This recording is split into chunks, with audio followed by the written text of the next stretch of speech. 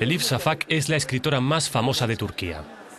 Su nombre se conoce en el extranjero no solo por su pericia literaria, sino también por el juicio al que fue sometida en su país por hacer referencia en El bastardo de Estambul, una de sus novelas, a los asesinatos en masa de armenios ocurridos en 1915. Shafak fue absuelta. La entrevista se realizó en Lyon, donde la escritora participaba en un festival literario, una ocasión para hablar también de Europa, de su prosa y de la cultura en general. Bienvenida. Gracias. Usted apoya sin reservas la entrada de Turquía en la Unión Europea. ¿Por qué? Europa también necesita a Turquía. Todos tenemos el mismo dilema. ¿Qué tipo de mundo, qué tipo de futuro queremos? Europa debe plantearse esta pregunta también. ¿Queremos vivir en un mundo en el que nadie se parezca, piense o se vista de forma idéntica? ¿O bien creemos en la energía y la sinergia de gente que tiene experiencias y culturas distintas, pero acepta las diferencias y puede compartir valores comunes junto a los demás? Desde este punto de vista, creo que Turquía, con su población extremadamente dinámica y joven, y con su rica cultura, puede aportar mucho a Europa.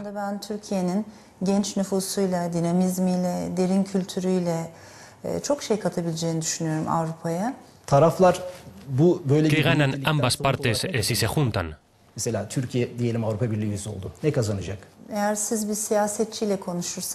se lo preguntara a un político, probablemente obtendría respuestas diferentes. El lenguaje de los políticos es distinto. Nosotros, ellos, yo y otros son los principales protagonistas en política. Los políticos siempre crean y necesitan los otros, pero los escritores y los artistas no. No hay otros para mí. En tanto que escritora debo ser capaz de tender puentes entre el yo y el los otros. Ninguna cultura puede prosperar aislándose de las demás.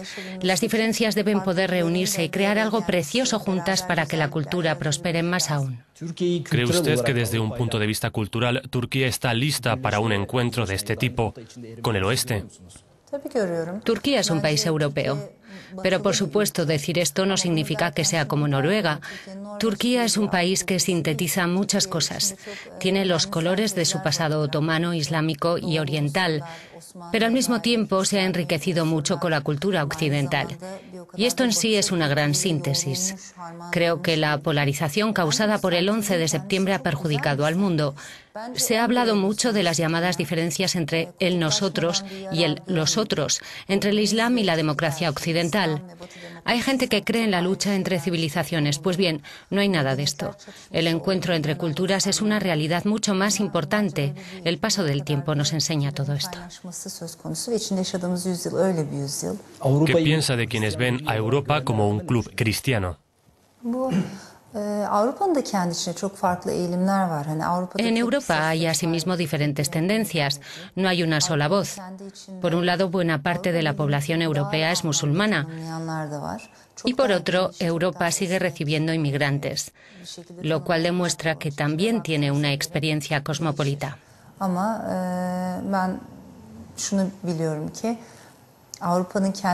Por eso creo que Europa tiene capacidad para digerir todas estas diferencias.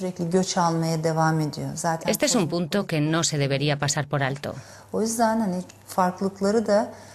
Así que no creo que una Europa monocolor o con una sola voz sería beneficiosa para los europeos.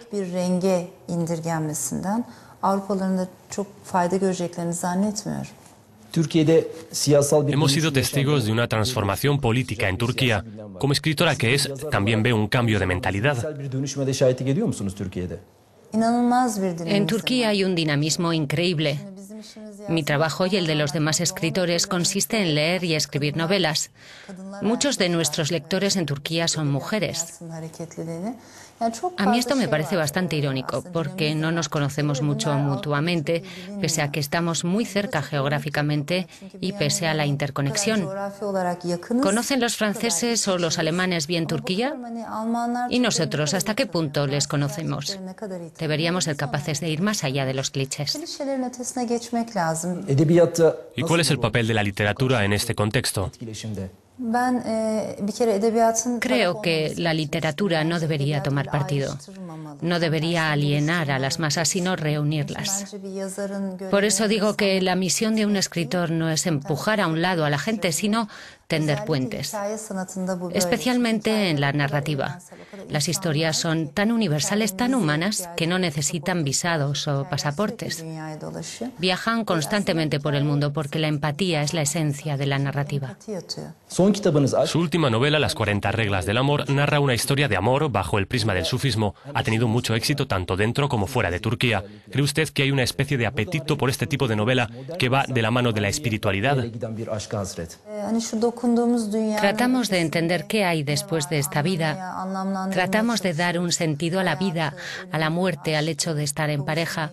Hay muchos temas universales, de hecho. El sufismo se conoce, pero no tanto como se debería. He intentado abordar el concepto del amor desde diferentes ángulos. Lo he mirado un poco desde el este, desde el oeste. Lo he abordado desde nuestros días y desde la perspectiva del siglo XIII. He intentado tratarlo desde su dimensión material y desde la espiritual. Y por último, he intentado que todas ellas se encuentren en la novela.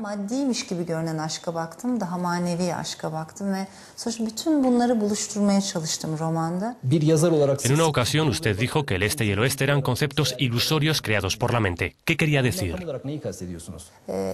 Si uno ve el mundo como un mapa, puede dibujar fácilmente las fronteras, pero si lo percibimos desde un punto de vista humanista, cultural, ¿cómo podemos ponerle límites? Todo está tan conectado. Todos deberían verlo así, especialmente después del 11 de septiembre. Todas las historias están relacionadas entre sí, están interconectadas. La desgracia de alguien en Pakistán puede provocar la felicidad de otra persona en Canadá. Una crisis financiera en Estados Unidos puede tener repercusiones negativas en Rusia o China. Vivimos en un mundo en el que todo vive en el abrazo del otro. Siempre ha sido así, pero ahora nos damos más cuenta de ello. Usted escribe sus novelas indistintamente en inglés y en turco. ¿Cambia usted al cambiar de lenguaje o sigue siendo la misma Elif Shafak cuando usa ambos? También escribo en inglés porque me gusta viajar entre lenguas, entre culturas y ciudades. Cuando escribo en inglés uso mi mente más matemática, pero cuando escribo en turco tengo una conexión con el lenguaje más emotiva. Al cambiar de idioma nos sumimos en los laberintos de otras lenguas. Empezamos a hablar con reglas, con la melodía del nuevo lenguaje. Lo que intento decir es que no somos los dueños del idioma, es la lengua la que nos moldea, la que da forma a nuestra imaginación, a nuestro pensamiento. Así que sí, uno se transforma cuando cambia de idioma. Pensar, fantasear y soñar en más de una lengua contribuye a que seamos como somos. Vivimos en una época de movilidad constante, de nomadismo. Esa es la realidad de nuestra época. Elif Şafak, çok teşekkürler. Ben teşekkür ederim, sağ olun.